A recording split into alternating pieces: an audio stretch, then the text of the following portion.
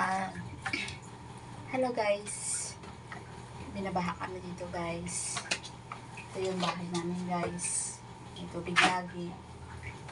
Sana tulungan niyo po kami guys. Sir Tolpo, tulungan mo po kami Sir Tolpo kasi wala kami pang bayad sa upa. Pag lumipat kami Sir Tolpo kasi binabaha kami po dito sa bahay na to. Wala po kami malipatan ng bahay kasi wala naman po kaming pera. Sana po, tulungan niyo po kami, Sir Tolpo. Kasi kawawa naman po kami dito sa bahay na to.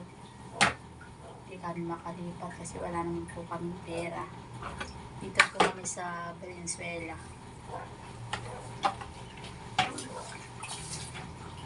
Ayan po, naglimas po pala.